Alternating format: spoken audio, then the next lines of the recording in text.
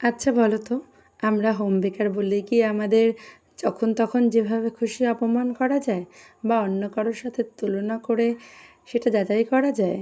Hello everyone, কেমন আছো তোমরা সবাই? আশা করি তোমরা সবাই খুব ভালো আছো আর আমিও ভালো আছি। আমি সুস্মিতা হোমমেড আইস কেক বানিয়ে স্ক্রিনে দেওয়া নাম্বারে যে কোনো অর্ডার পারপাস আমার সাথে যোগাযোগ করতে পারো।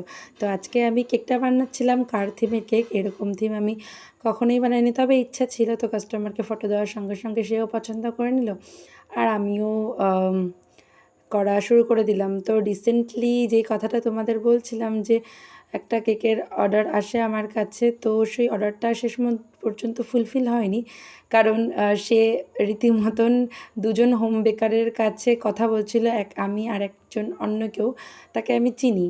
তো সে দুজনার কেক বানানো নিয়ে রীতিমতো আমার সাথে বলেই যাচ্ছিল যে ওর বানানো কেকটা ভালো, ওর বানানো কেক ভালো, ফিনিশিং ভালো, ফটো ভালো আসে, তোমার বানানো কেকটা অতটা ভালো না।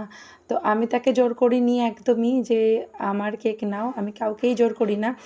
তো একটা কথা বলে দিই, কেকটা সামনে থেকে দেখে যেরকম মনে হবে ফটোতে কিন্তু কখনোই মনে হয় না, কারণ ফটোটা অনেক এডিটিং করা থাকে। আমি কোনো আমার ফটো এডিট করি না, নর্মাল ক্যামেরা দিয়ে তুলেই পোস্ট করি। আর অনেকে ব্যাকগ্রাউন্ড ভালো হয়, ফোনের ক্যামেরা ভালো হয়, তাই ফটোতে এরকম অনেক কিছু লাগে যেটা সামনে থেকে তোমরা দেখলে কোনো দিনও পাবে না। তাই আমি তোমাদের বলছি, তোমরা যার থেকে ইচ্ছে হয় কেক নিও, এটা কোনো ম্যান্ডেটরি নয় যে তোমরা আমার সাথে কথা বললে মানে আমার কাছ থেকে কেক নিতে হবে।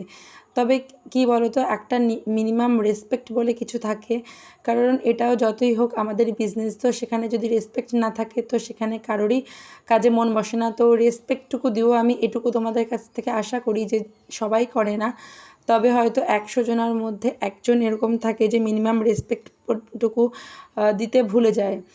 আর যাই হোক, আর কিছু বলার নেই, সে আমার কাছ থেকে শেষ পর্যন্ত কেক নেয়নি, তাতে আমার কোনো আক্ষেপ নেই। তবু আমি কি বলবো, তুলনা করো না কারোর সাথে, সবার হাতের কাজ একই রকম না, তোমার ভালো লাগলে নেবে, তো না ভালো লাগলে নেবে না। যাই হোক, এবার আসল কেকের কথায় আসি। এটা মোটেও তার কেক ছিল না, এটা ছিল অন্য কারোর কেক। আর এই কেকের রিভিউ আমি ভালো পেয়েছি। তো দেখো, আমার মাঝখান থেকে ক্যামেরাটা অফ হয়ে গেছিলো, আমি গ্রাস নজেল দিয়ে কিছুটা ঘাসেরও ডিজাইন করে দিয়েছিলাম, সেটা আর ক্যামেরায় তুলতে পারিনি। আর তারপরে আমি রাস্তা করে দিয়েছিলাম অ্যাশ কালারের ক্রিম দিয়ে। আর তারপরে ফন্ডেন্টের কিছু টপার্স বানানো ছিল, যেমন গাছ, ফ্ল্যাগ, আর সব কিছু আমি বসিয়ে ডেকোরেশন করে নিলাম। তারপরে আমি গাড়িগুলো একটা একটা করে বসিয়ে নিলাম। ভাবছিলাম গাড়িগুলো বেশি বড় হয়ে গেল, ঠিক মতন বসবে কি না, অনেকটা কনফিউশনে ছিলাম, যেহেতু এরকম ডিজাইন প্রথম বানালাম। তারপরে নিচের গাড়িগুলো বসাতে গিয়ে দেখলাম না, বোর্ডে কিছুটা ক্রিম দিতে হবে, আবার বোর্ডে ক্রিম সেট করে ভালো করে তারপরে আমি আবার গাড়িগুলো বসিয়ে দিলাম, না হলে ডেলিভারির সময় গাড়িগুলো ওখান থেকে সরে গিয়ে পড়ে যেত।